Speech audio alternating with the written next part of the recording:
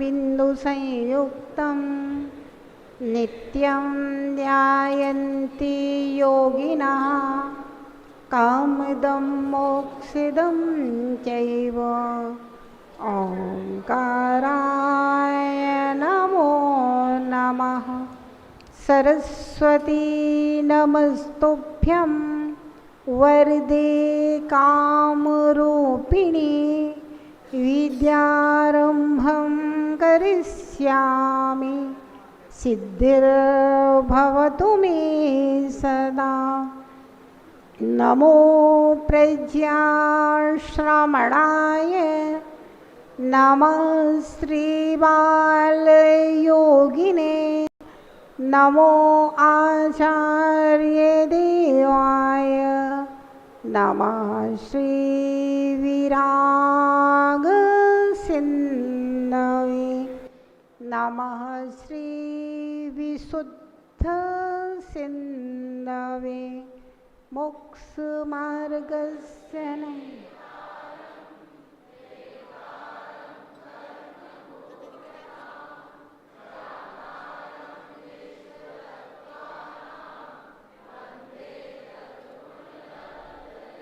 जय बोले अनंतानंद पंच परमेष्ठी भगवान की। देवादिदेव एकराट से आदिनाथ भगवान की। देवादिदेव एकराट से चिंतामणि पार्श्वनाथ भगवान की। अंतिम तीर्थेश वर्तमान शासन नायक भगवान महावीर स्वामी की। परम पूज्य गणाचार्य गुरुदेवी 108 विराग सागर जी महाराज जी की। परम पूज्य पट्टाचार्य गुरुदेवी 108 विशुद्ध सागर जी महाराज जी की।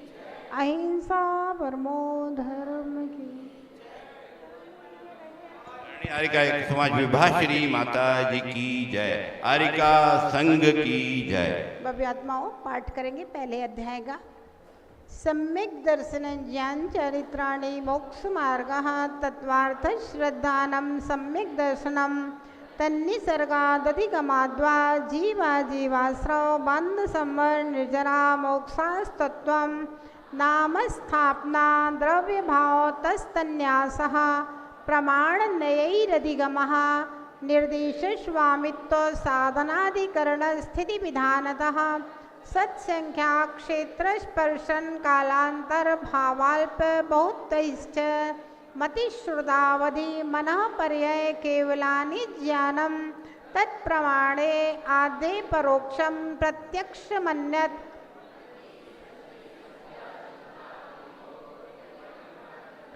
तदिन्द्रियानिन्द्रिय निमित्तम् अवग्रहे हावाय धारणा बहु बहुविधक्षिप्राणि श्रुतानुक्तध्रुवाणां क्षेत्राणाम् अर्थस्य व्यञ्जनस्यावग्रहा न चक्षुरनिन्द्रियाभ्यां श्रुतं मति भव प्रत्ययो वधिर्देव नारकाणां क्षयोप्सं निमित्ता षड्विकल्पा शेषाणां ऋजु विपुलमति मनापरया विशुद्ध्य प्रतिपाताभ्यां तद्विशेषः विशुद्धि क्षेत्र स्वामी विषयेभ्यो वधि मनापर्ययोः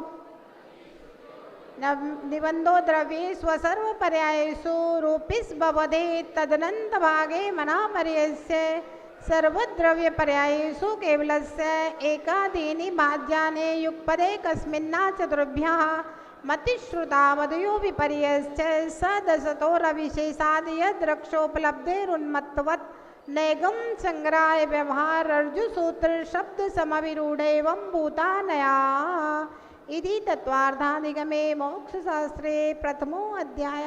नमो नमः। चलिए, कल हम लोगों ने षटकाल परिवर्तन के विषय में सारी बातें समझ ली थी। मेरा पहला प्रश्न है कि षटकाल परिवर्तन कहाँ कहाँ होता है। षटकाल परिवर्तन कहाँ कहाँ होता है।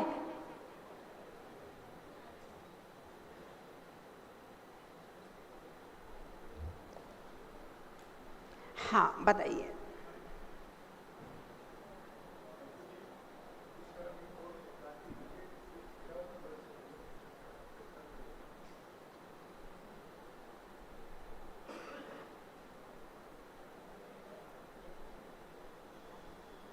लगभग सही है, लेकिन थोड़ा और पूरा कर दीजिए सीताराम जी।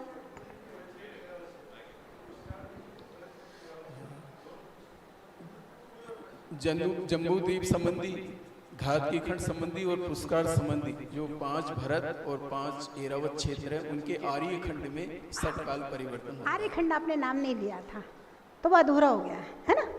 कहाँ कहाँ होता है? 5 भरत क्षेत्र, 5 ऐरावत क्षेत्र। कौन कौन से? 5 भरत, 5 ऐरावत क्षेत्र के मात्र और मात्र आर्य खंड में षटकाल परिवर्तन होता है। शेष तीनों लोकों में सिद्धालय से लेकर के कलकल भूमि तक की व्यवस्था एज इट इज त्रैकालिक एक जैसी रहती है, कहीं कोई परिवर्तन नहीं होता है। हाँ, मलेच्छ खंड में और विजार्द पर्वत पर चतुर्थ काल का जो परिवर्तन होता है ना, हीनादिकता उतनी जब यहाँ चतुर्थ काल होता है तब हो जाती है, और बाकी समय सेम ही रहता है। अब इसके बाद में बताएंगे छठे काल में आदमी क्या खाएगा। रितेश जी, रितेश जी, छठवें काल में आदमी क्या खाएगा?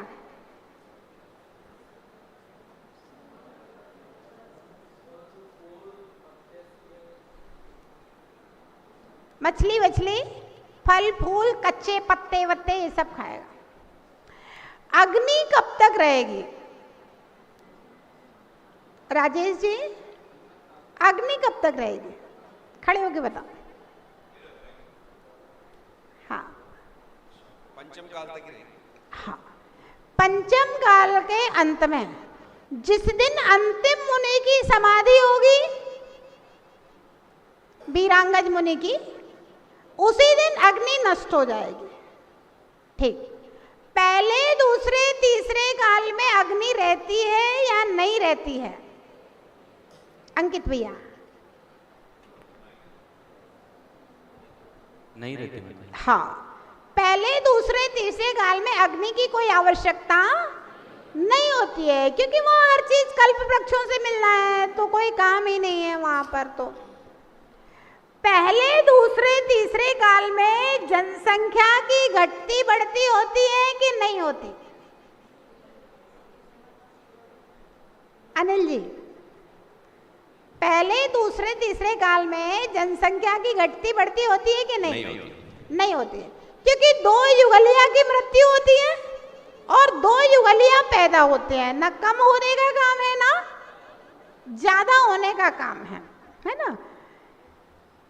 छठवें, पहले दूसरे तीसरे काल में मनुष्य की आवश्यकताओं की पूर्ति कैसे होती है? विनोद जी,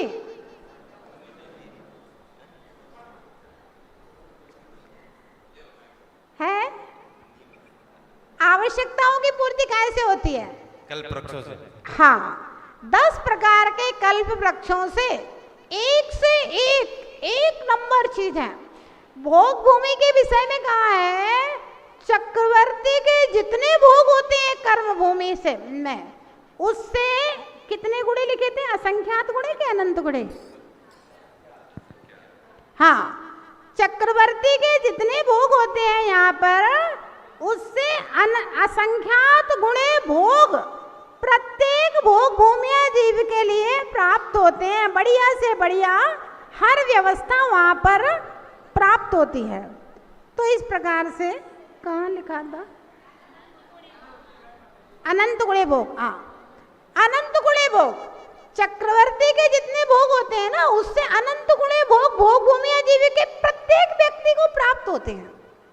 अब बताओ, भोग भूमि के लोग लड़ाई झगड़ा करते हैं कि नहीं करते हैं? नहीं करते हैं। अच्छा, भोग भूमि में मकान काहे के होते हैं? सोने चांदी रत्नों के होते हैं। जो कल्प वृक्षों में मिलते हैं ना, सोने चांदी के रत्नों के, ये पीतल वीतल मट्टी सीमेंट वीमेंट का रेत फेत का वहां कोई काम नहीं होता है।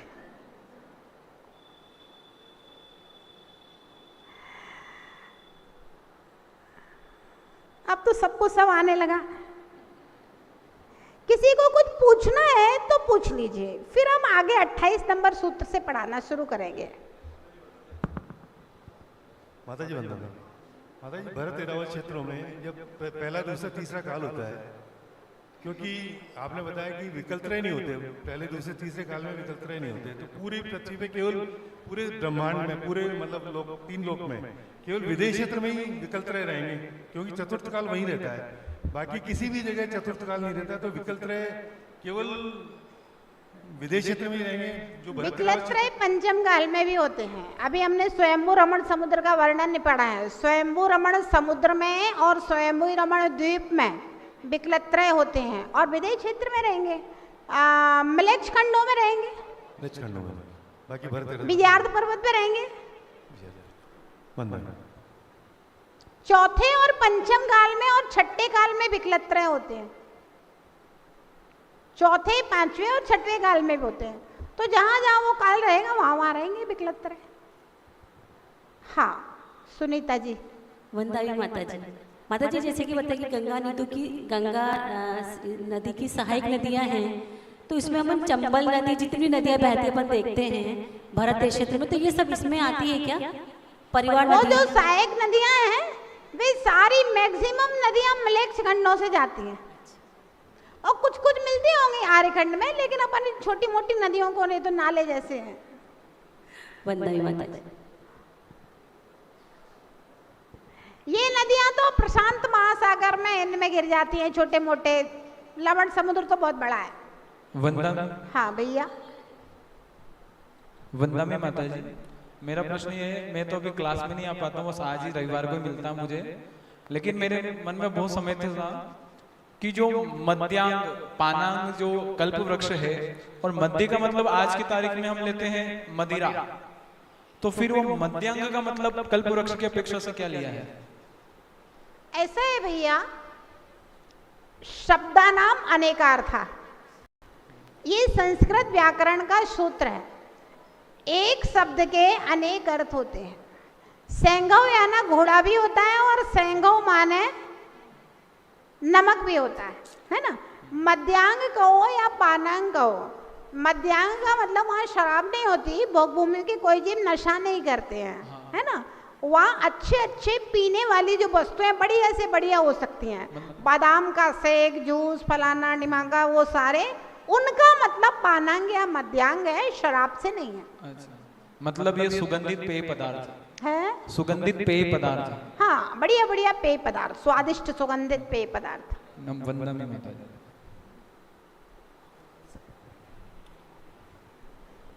वंदावी माता जी। माता जी, निगोदिया जीव जो होते हैं, आपने उस दिन बताया था ये कलकल भूमि में ही होते हैं, नित्य निगोदिया जीव, तो क्यों वो वहां से कभी निकलते नहीं या और कहीं नहीं हो सकते? नित्य निगोदिया जीव हमने बताया ना, 6 महीने 8 समय में 608 जीव निकलेंगे, बस, उससे ज्यादा नहीं निकलेंगे। पर रहने का स्थान कलकल भूमि या पूरा लोक है? क्या रहने का, उनके रहने का स्थान है वो कलकल भूमि है या पूरा संपूर्ण लोक है? ऐसा है, नित्य निगोदिया जीव का स्थान तो कलकल भूमि है, बाकी चतुर्गति निगोद, यानी जो निगोद से निकल करके पुनः निगोद में चले जाते हैं, उनका स्थान पूरा लोक है, 3 लोक है। वंदावी माता। सबके समाधान हो गए, आगे चले। चलिए,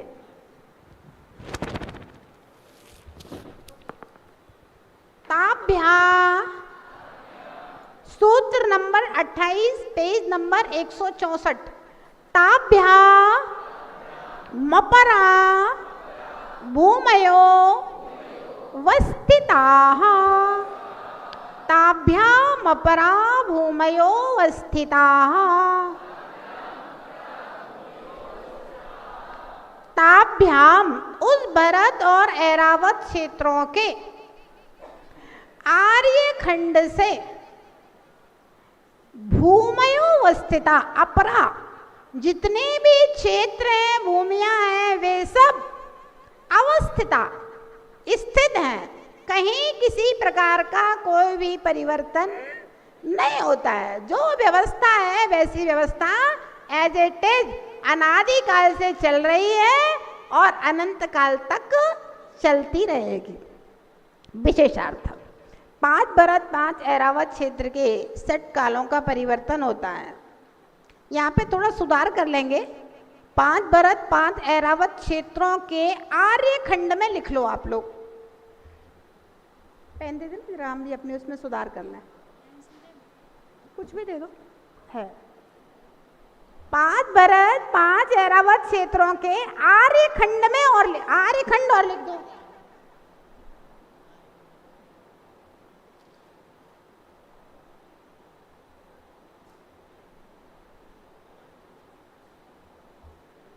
आर्यखंड में 6 कालों का परिवर्तन होता है, शेष क्षेत्रों में काल का परिवर्तन नहीं है। अब कहाँ क्या है? हेमवत और हैरण्यवत क्षेत्र में सुषमा दुष्मा काल अर्थात जगन्य भोग भूमि सदैव रहती है। हरि और रम्यक क्षेत्र में सुषमा काल अर्थात मध्यम भोग भूमि हमेशा रहती है। विदेश क्षेत्र के देवकुरु और उत्तर कुरु में सुषमा काल अर्थात उत्तम भोग भूमि हमेशा रहती है। शेष विदेश क्षेत्र में चतुर्थ काल हमेशा चलता है। कहीं भी किसी भी प्रकार का कोई भी परिवर्तन नहीं होता है। अब हेमवत आदि क्षेत्रों की आयु एकद्वित्री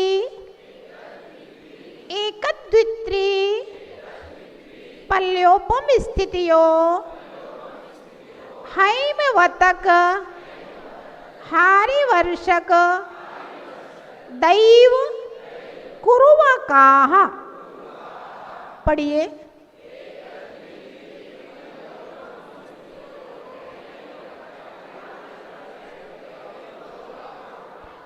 हैमवत हरि तथा देवकुरु के निवासी मनुष्य व त्रियंचों की आयु क्रम से 1 पल्ले, 2 पल्ले, 3 पल्ले होती है। ये पल्ले कौन सा है? वो 2000 कोस लंबा चौड़ा गड्ढा खोदो फिर वो 100 साल में एक बार निकालो, वो वाला पल्ले। मतलब एक बार भोग भूमि में पहुंच गए तो फिर बहुत लंबे समय तक 1 पल्ले, 2 पल, 3 पल, बहुत असंख्यात वर्षों का 1 पल्ले होता है। और एक बार आहार दान दिया वज्रजंग और श्रीमती ने और 3 पल्ले की आयु उत्तम भोग भूमि में जाकर के पैदा हुए। आप सोचो, एक बार आहार दान दिया वज्रजंग और श्रीमती के जीव ने 3 पल्ले की आयु वाले भोग भूमि में जाकर के पैदा हुए। भामंडल के विषय में हमने आपको बताया था। एक बार उसने 4 महीने मुनि को आहार कराया था, 3 पल्ले की भोग भूमि में जाकर के पैदा हुआ था। उत्तम भोग भूमि देवकुरु में जाकर के उत्तर कुरु में जाकर के पैदा हुआ और उसके बाद देवगति पक्की है। आप भोग भूमि गए मतलब 2 गति आपकी पक्की हो गई है ना। तो इस प्रकार से 1 पल्ले, 2 पल्ले और 3 पल्ले की आयु जगन्य भोग भूमि, मध्यम भोग भूमि और उत्तम भोग भूमि में कही है। पहले काल में 3 पल्ले, दूसरे काल में 2 पल्ले और तीसरे काल में 1 पल्ले की आयु कही है। तथोत्तरा उत्तर के क्षेत्रों के मनुष्यों और त्रियंचों की आयु हेमवत आदि क्षेत्रों के मनुष्य व त्रियंचों के समान होती है।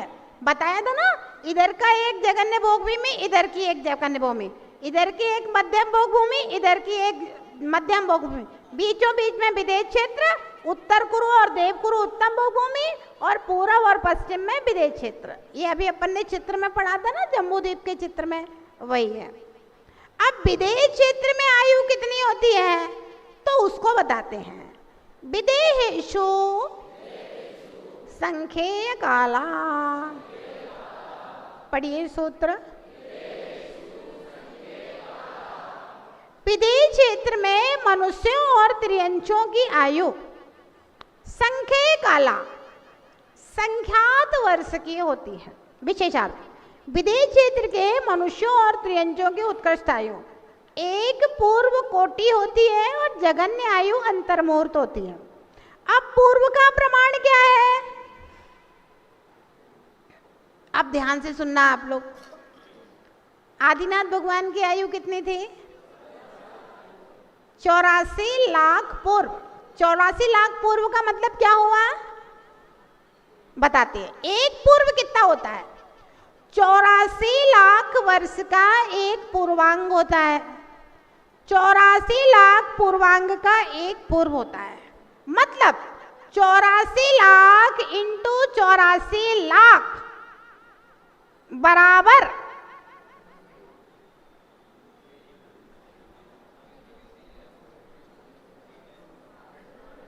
गिनो, इकाई, दहाई, सैकड़ा, हजार, 10,000, लाख, 10 लाख, करोड़, 10 करोड़, अरब, 10 अरब, खरब, 10 खरब, 405 खरब, 60 अरब वर्ष का एक पूर्व होता है। और हाँ, 705 खरब 60 अरब वर्ष का एक पूर्व होता है।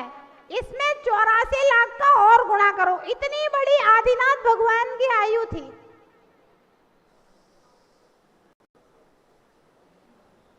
लगता है ना कल्पना है? बोलो, ऐसा लगता है ना कल्पना है विनोद जी? है? कल्पना नहीं है। नान्यथावादिनो सूत्र याद करो। जिनेंद्र भगवान अन्यथावादी नहीं होते हैं। ये सब हमारा कहा हुआ नहीं है, ना हमारी ताकत है, ना मेरे अंदर ज्ञान है ये सब बोलने का।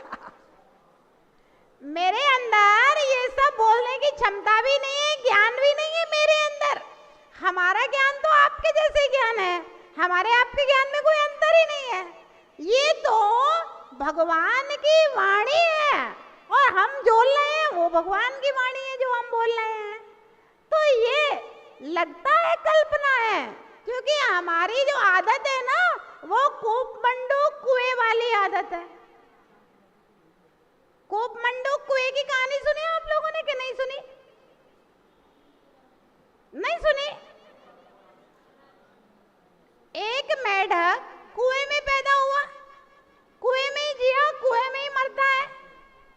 अब एक राजहंस पक्षी समुद्र की यात्रा से आया था मानसरोवर से।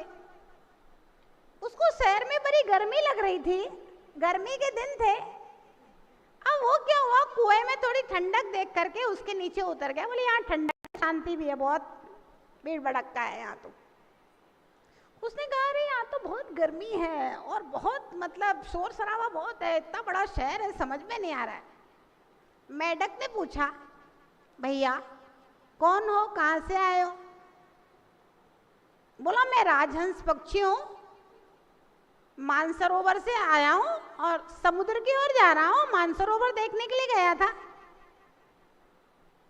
मेढक बोला समुद्र क्या होता है?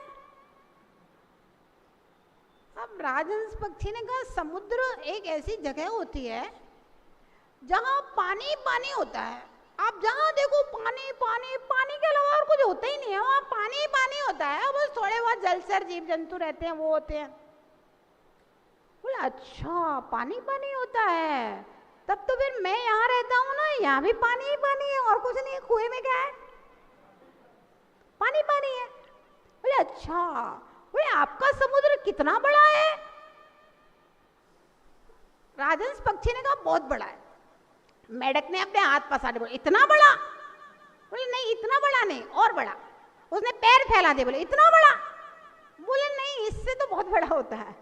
तो मेढक ने क्या किया, एक छलांग लगाई, 1 फुट की छलांग। बोले इतना बड़ा?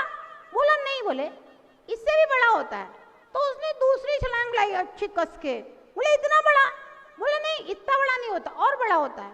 तो मेढक ने क्या किया, कुएं के इस कोने से छलांग लगाई और उस कोने तक छलांग लगा दी, इस छोर से उस छोर तक। बोला इतना बड़ा। राजहंस पक्षी बोले नहीं, बोले ये सब तो बहुत छोटा है। बोले समुद्र तो बहुत, इससे बहुत ज्यादा बड़ा होता है। तो मालूम मेढक क्या कहता है राजहंस पक्षी से, हाथ पसारे पैर पसारे और पसारा गात, गात मतलब पूरा शरीर पसा दिया, पूरी छलांग लगा दी अपन ने इस साइड से उस सारा। इसे बड़ा समुद्र है कहन सुनन की बात।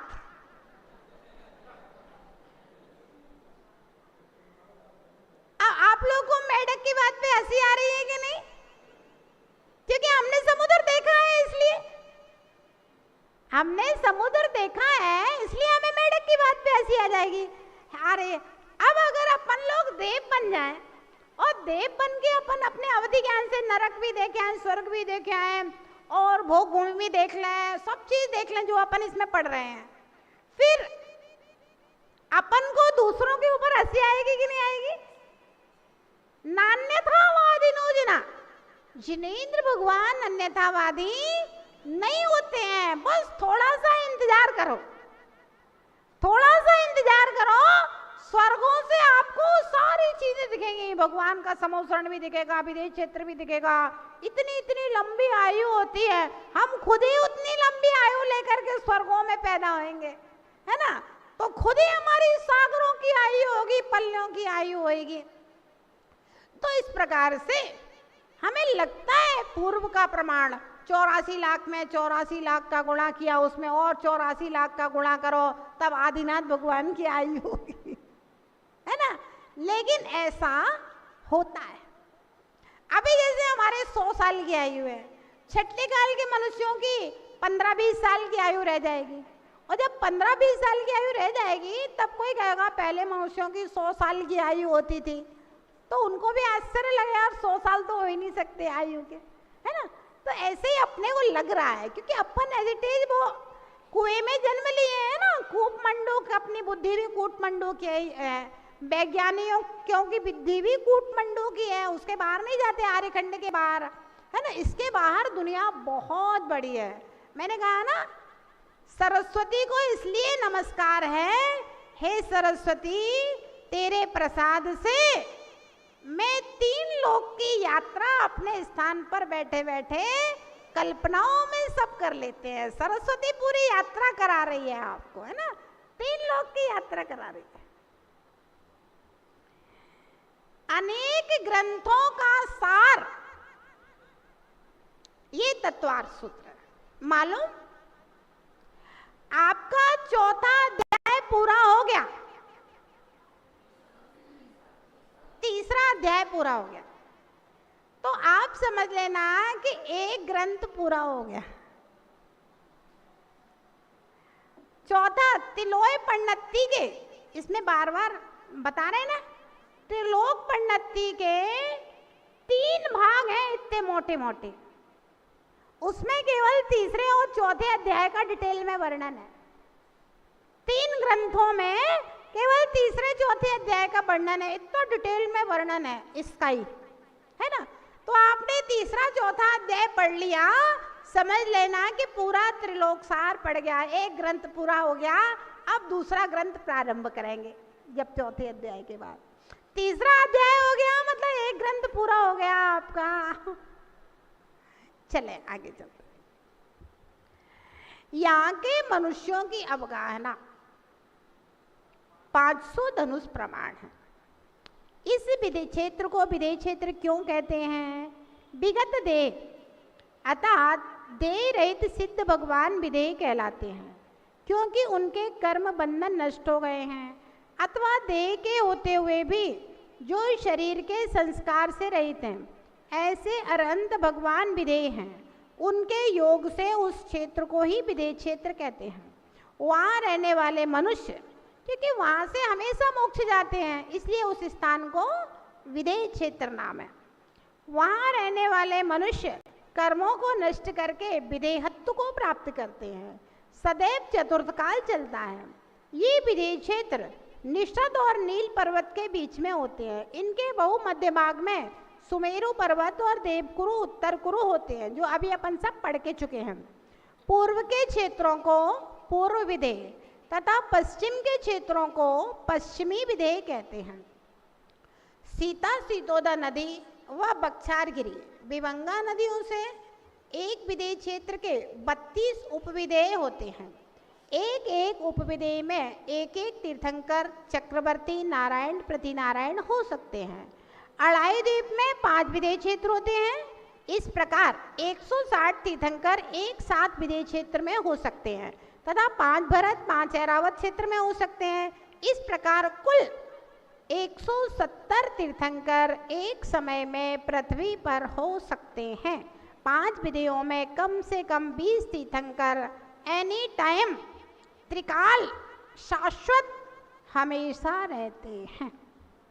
अब विदेश क्षेत्र की और क्या विशेषता है, तो देखिए, विदेश क्षेत्र में अतिवृष्टि, जैसे बाढ़ आ रही है कि बादल फट गए केदारनाथ के पूरे होटल बह गए।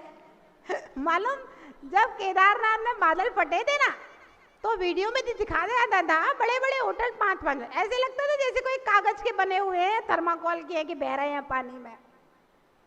वहां अतिवृष्टि नहीं होती विदेश क्षेत्र में।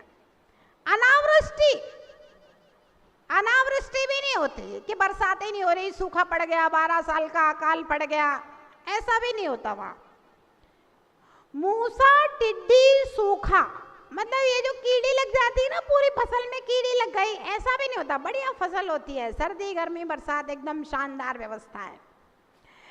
अपनी सेना और पर सेना, इस प्रकार की ईतियां भी नहीं होती। वहां ज्यादा राजाओं के युद्ध भी नहीं होते हैं, बहुत ज्यादा नहीं होते हैं, हल्के फुल्के होते हैं। रोग मरी आदि से रहित है। कुदेव, कुलुंगी, कुमत से रहित है। दूसरे धर्म भी नहीं होते विदेश क्षेत्र में। एक जैन धर्म या फिर पाप भोग या फिर जैन धर्म। यहाँ केवली, तीर्थंकर आदि रिद्धिधारी साधु, सलाहका पुरुष हमेशा रहते हैं। यहाँ सद्धर्म सदा विराजमान रहता है। द्वादशांग श्रुत हमेशा रहता है। जिनालय, जिन प्रतिमा और मोक्ष मार्ग हमेशा रहते हैं। इस प्रकार से विदेश क्षेत्र का वर्णन पूरा होता है। विदेश क्षेत्र के विषय में अगर किसी को कोई प्रश्न करना है तो कर सकता है।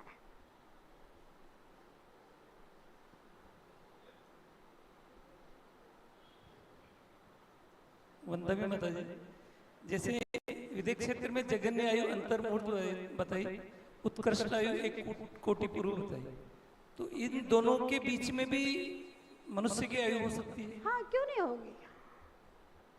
जगन्य आयु और उत्कृष्ट बता दी, बाकी जगन्य से क्या उत्कृष्ट, किसी की कोई भी आयु हो सकती है। कल जो एक जिज्ञासा मैंने पूछी थी भक्तमर की क्लास में, 100 धर्म इंद्र 1000 नेत्रों से भगवान के दर्शन करता है, तो आपने फिर मैंने जिज्ञासा की थी कि वो इतने शरीर बनाता है या एक ही शरीर में कर सकता है? तो अगर वो 500 शरीर जैसे बनाता है 1000 नेत्रों के माध्यम से, तो तीर्थंकर बालक भी क्या 500 बनेंगे? प्रति जिज्ञासा। नहीं, तीर्थंकर बालक एक ही रहेंगे। वो नेत्रों को दर्शन करने के लिए बनाता है, उसके बाद विक्रिया को सिकोड़ लिया, वो तो क्षण क्षण में परिवर्तनशील है।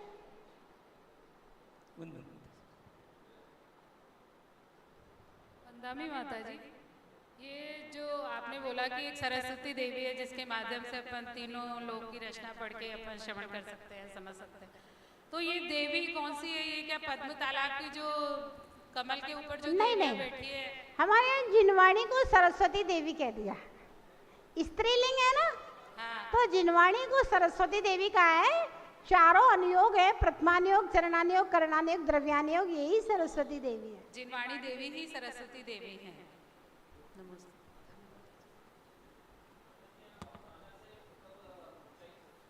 शरीर की ऊंचाई। वंदना माता जी, ये कहते हैं विदेश क्षेत्र में 160 तीर्थंकर होते हैं। ये अभी अपन ने केवल भरत क्षेत्र, वो जम्बूद्वीप के विदेश क्षेत्र देखे हैं, है ना, 32 होते हैं। ऐसे ही 32 और 32 धातकी खंड में होते हैं। 32 और 32 उसमें पुष्करार्ध द्वीप में होते हैं। तो 5 विदेहों में 160 होते हैं और ये कोई छोटे मोटे नहीं होते हैं। हमारे भरत क्षेत्र से बहुत बड़ा बड़ा एक एक उपविदेह होता है। और फिर आगे इसमें लिखा है कि 170 तीर्थंकर कुल। हाँ, 5 भरत के 5 ऐरावत के। अभी अढ़ाई द्वीप के बारे में पूरा बताया नहीं ना, आप बताएंगे तब समझ में आएगा। अभी तो आपने केवल जम्बू द्वीप पढ़ा है। वंदनीय माता जी भोग भूमियों में 1 पल्ले 2 पल्ले 3 पल्ले की जो उत्कृष्ट आयु होती है, तो क्या कम भी होती है कि आयु इनके अंदर, या उत्कृष्ट सबकी एक समान रहती है? हाँ, जगन्य भोग भूमि में एक पूर्व कोटि से लेकर के 1 पल्ले तक होती है, मध्यम भोग भूमि में 1 पल्ले से 2 पल्ले तक और उत्तम भोग भूमि में 2 पल्ले से 3 पल्ले तक। ये व्यवस्था है, जगन्य और उत्कृष्ट की व्यवस्था है। अन्य प्रकार से भरत क्षेत्र का विस्तार। भरतस्य विस्कंभो जम्बूद्वीपस्य 90 भागः। पढ़िए।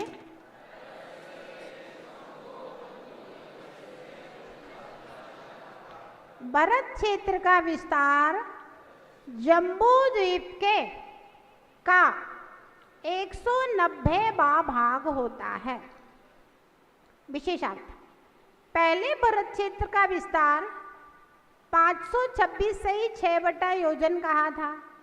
उसमें और इसमें कोई अंतर नहीं है, कथन शैली अलग अलग है। जम्बू द्वीप का विस्तार 1 लाख योजन में यदि 190 का भाग देंगे तो 526 से ही 6/19 योजन भरत क्षेत्र का विस्तार आता है, कोई अंतर नहीं है। अब धात्की खंड की रचना पढ़ें। इसके पहले सटकाल परिवर्तन का जो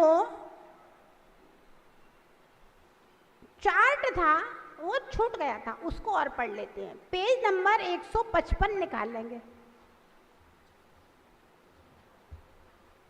पेज नंबर 155।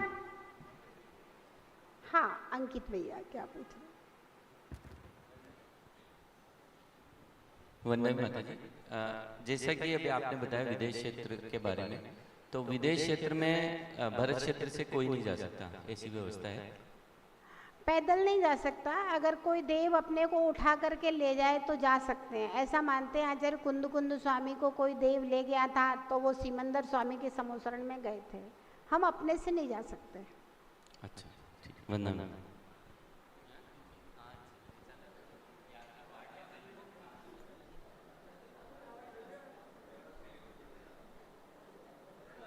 अब जैसे कोई आपका मित्र कोई देव बन जाए तो वो आपको ले जाए बाद में,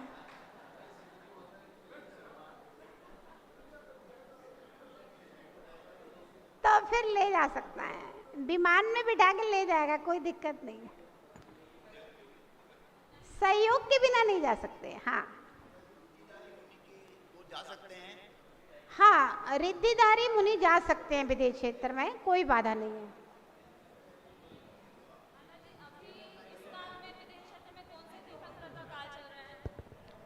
ऐसा है, सभी उपविदेयों में अलग अलग तीर्थंकर रहते हैं। अपने अपने उपविदेय में अपने अपने तीर्थंकरों का काल चलता है ना। अभी अपने को ये ज्ञान नहीं है। कोई केवल ज्ञानी होता तो अपन पूछ लेते, अवधि ज्ञानी होता तो पूछ लेते। अपने पास कोई ऐसा ज्ञान ही नहीं है। 20 तीर्थंकर रहेंगे। 160 विदेय में से 20 में तो हमेशा ही रहेंगे कोई ना कोई।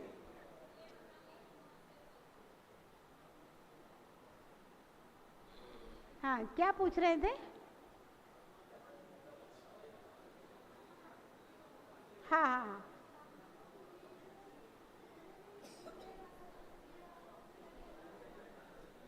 हाँ, यही उपविदेय हैं। अब इनमें भी 5 मलय से 5 ऐरावत क्षेत्र। हाँ, ये तो नदियां निकली हुई हैं, नदियों से एक क्षेत्र बन गया है। वो अंदर निषद और नील पर्वत के ऊपर कुंड बने हैं, उनमें से जा रही नदियां। चलिए षटकाल परिवर्तन 155 नंबर पेज। षटकाल अवसर्पणी के हिसाब से, हाँ रितेश भैया पूछ लो भैया।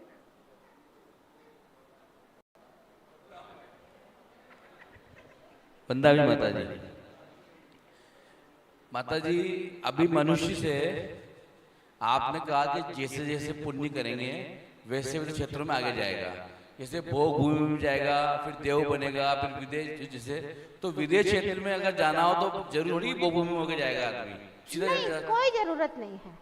मनुष्य से मनुष्य बनने में कोई दिक्कत नहीं, यहाँ से मर के सीधा विदेश क्षेत्र जा सकता है। नहीं, उसको अगर भोग भूमि का आनंद लेना हो, मान लो कि भाई भोग भूमि देखनी हो कि भाई भोग भूमि कैसी होती हो, तो ऐसा करो ना, हाँ खूब आहार दान करो, भोग भूमि का आनंद लेना है तो। अच्छा अच्छा। भोग भूमि में पहुंच जाओगे, फिर वहां से स्वर्गों में पैदा हो। पहले विदेश क्षेत्र स्वर्गों से वैसे ही देखे आओ, देवलोक तो जाते ही हैं विदेश क्षेत्र भगवान के समोसरण में, और फिर उसके बाद में मर के स्वर्ग की आयु पूरी करके फिर विदेश क्षेत्र में पैदा हो जाना। तो माता जी प्रश्न ही, पहले भोग भूमि का आनंद लें, फिर देव बने, फिर विदेश क्षेत्र में जाएं, तो सारे आनंद हो जाएंगे ना माता जी? हाँ ठीक ठीक, कोई दिक्कत नहीं, सारे आनंद लो। आरदान करो खूब, जितना जीवन मिला उतना पूरा आराधन करो। जितने साधु आए, जितने, किसी संग भेद मत करो, संत भेद मत करो।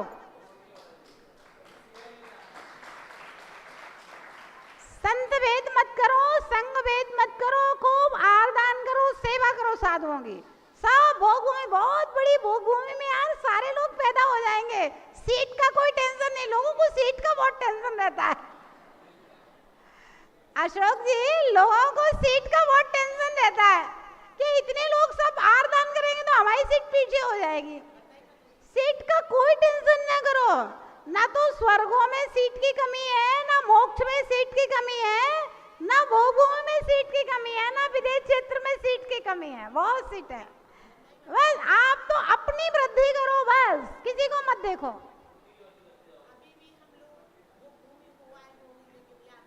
हाँ, अभी भी हम लोग भोग भूमि हो आए होंगे, लेकिन याद नहीं है। ठीक है, बिल्कुल ठीक है। चलिए आगे चलते हैं हम लोग। षटकाल परिवर्तन अवसर्पणी जो हमारा चल रहा है, इसके हिसाब से षटकाल लिखा हुआ है। पहला काल आपको बोलना है, हम सुनेंगे। पहला काल, दूसरा काल, तीसरा, चौथा, पांचवा, छठवा। अभी कौन सा काल चल रहा है? काल प्रमाण, पहले काल कितने समय का होता है? 4 कोड़ा कोड़ी सागर। दूसरा, तीसरा, चौथा, पांचवा, छठवा। पूरा अवसर्पणी कितने काल का हो गया? 4, 3, 7, 2, 9, 1, 10। 10 कोड़ा कोड़ी सागर का अवसर्पणी, 10 कोड़ा कोड़ी सागर का उत्सर्पणी। अब इसमें देखिए, 10 कोड़ा कोड़ी सागर और 10 कोड़ा कोड़ी सागर, यानी कि 20 कोड़ा कोड़ी सागर का एक कल्पकाल हुआ। अब 20 कोड़ा कोड़ी सागर के कल्पकाल में से 18 कोड़ा कोड़ी सागर तो भोग भूमि में निकल जाते हैं। पहला, दूसरा, तीसरा, फिर लौट के वही आएगा। चौथा, पांचवा, छठा मिलाकर के केवल 1 कोड़ा कोड़ी सागर है। प्रलय काल के बाद और प्रलय काल के पहले 18 कोड़ा कोड़ी सागर इस भूमि के ऊपर भोग भूमि रहती है। मात्र 1 कोड़ा कोड़ी सागर में 21,000 वर्ष छठे काल के, 21,000 वर्ष पंचम काल के और 42,000 वर्ष कम 1 कोड़ा कोड़ी सागर का चौथा काल रहता है। व्यवस्था समझ में आ गई कि नहीं? हाँ, अब आगे चलते हैं। आयु, जघन्य आयु, कम से कम आयु पहले काल की, दूसरे की, तीसरे की एक पूर्व कोटि और चौथे की, पांचवे की और छठे काल की उत्कृष्ट आयु। पहले काल की, दूसरे की, तीसरे की, चौथे की, पांचवे की, छठे की। मतलब छठवें काल में 20 साल से ज्यादा कोई नहीं जिएगा। अवगाहना, जगन्य अवगाहना, पहले काल की, दूसरे काल की, तीसरे काल की, चौथे काल की, पांचवें काल की, छठे काल की।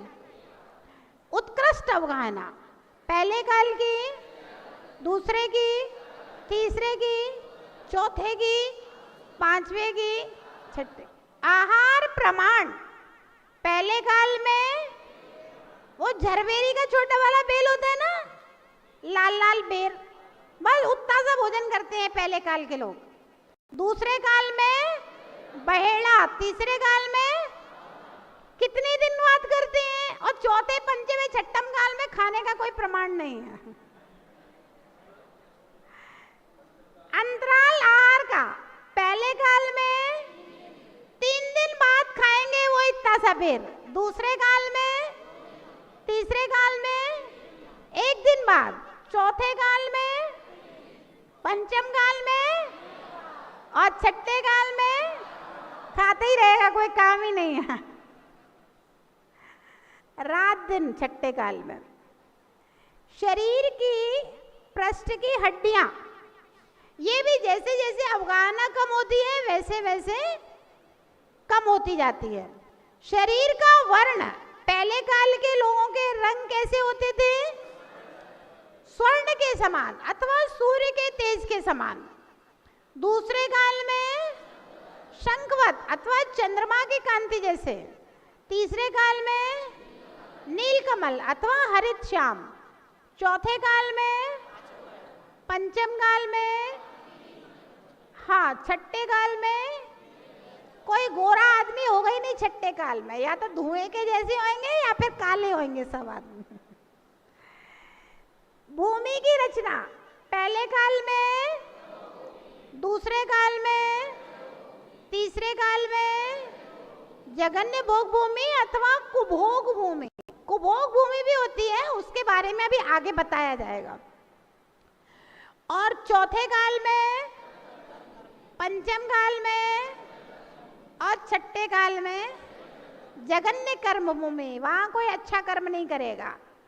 अब अन्य भूमियों में काल का अवस्थान, मतलब कौन कौन सा काल कहाँ कहाँ चलता है। ये तो भरत ऐरावत के आर्यखंड की बात हो गई। अब देखिए गौर से, इसको समझना पड़ेगा, हम समझाते जाते हैं एक एक करके। पहला काल कहाँ कहाँ चलता है? देव कुरु और उत्तर कुरु में शाश्वत पहला काल चलता है। 5 देव कुरु होते हैं और 5 उत्तर कुरु होते हैं। ये 10 भोग भूमियां शाश्वत है। और भरत ऐरावत के आर्यखंड में जब पहला काल आता है तब होता है। दूसरा काल कहाँ कहाँ चलता है? हरि क्षेत्र और रम्यक क्षेत्र में। हमेशा 5 हरि क्षेत्र होते हैं, 5 रम्यक क्षेत्र होते हैं, है ना।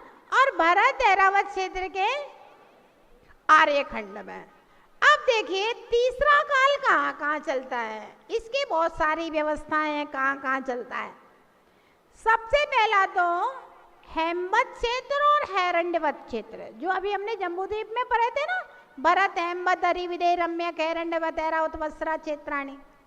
तो यहाँ पर शाश्वत तीसरा काल चलता है। भरत क्षेत्र और ऐरावत क्षेत्र के आर्यखंड में जब तीसरा काल आएगा तब चलेगा। इसके अलावा अंतरद्वीप, ये आपने नया शब्द सुना होगा आज, अंतरद्वीप। लवण समुद्र जो है और कालोदधी समुद्र है, इन दोनों समुद्रों में 48 अंतरद्वीप हैं। अंतरद्वीप मतलब समुद्रों के अंदर द्वीप। द्वीप की क्या परिभाषा होती है? जो भूखंड पृथ्वी का चारों ओर पानी से घिरा हो उसको द्वीप कहते हैं। तो लवण समुद्र में 48 द्वीप हैं और कालोदधी समुद्र में भी 48 द्वीप हैं। उन 96 द्वीपों को अंतर्द्वीप कहते हैं। इनका वर्णन अभी अपन आगे पढ़ेंगे, है ना। तो वहां पर तीसरा काल चलता है, जगन्य भोग भूमि, उसको कुभोग भूमि कहते हैं। क्या बोलते हैं? कुभोग भूमि। जो लोग कुदान करते हैं ना, मिथ्या दृष्टियों को दान करते हैं, वे लोग कुभोग भूमि में जाकर के पैदा होते हैं। अब और आगे चलते हैं। अंतर्द्वीपों में तो मनुष्य होते हैं। अब मानुषोत्तर पर्वत से आगे और स्वयंभू रमण पर्वत तक, मानुषोत्तर मतलब 2.5 द्वीप की सीमा से अंतिम जो स्वयंभू रमण समुद्र है ना, सॉरी द्वीप, उसके बीचों बीच में गोल कुंडल के आकार का, रिंग के आकार का, अंगूठी के आकार का एक स्वयंभू रमण पर्वत है। उसके अंदर तक असंख्यात द्वीपों में जगन्य भोग भूमि के त्रियंच रहते हैं। कौन रहते हैं? त्रियंच। जो लोग कुदान करते हैं ना, अब कोई ब्लड दान कर रहा है, कोई कछु दान कर रहा है, कोई कछु गोदान कर रहा है, कोई कन्या दान कर रहा है, कोई ये कर रहा है, दुनिया भर के दान, कोई स्वर्ण दान कर रहा है, ये सब उन द्वीपों में जाकर के त्रियंच बन जाते हैं और वहां भी जगन्य भोग भूमि है, त्रियंच बन करके भोगते रहते हैं। बात समझ में आई या नहीं आई? है? अब कल समझाएं, इसको पूरा कर ले फिर समझाते।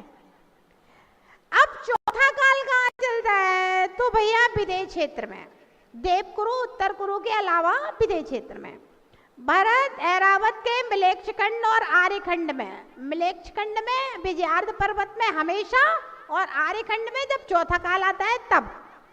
अब पंचम काल कहाँ चलता है? भरत ऐरावत के आर्यखंड में और स्वयंभू रमण पर्वत के आगे स्वयंभू रमण द्वीप में और स्वयंभू रमण समुद्र में। ये विषय अभी आपको समझ में नहीं आएगा, बाद में जब हम समझाएंगे तब समझ में आएगा। और छठा काल भरत क्षेत्र और ऐरावत क्षेत्र के आर्यखंड में। इस प्रकार से ये 6 काल परिवर्तन की बातें हमने आपको बताई हैं। आज आपका समय हो गया, आगे हम लोग कल देखेंगे। जय बोलिए महावीर भगवान की जय। करणी आर्य का 105 विभा श्री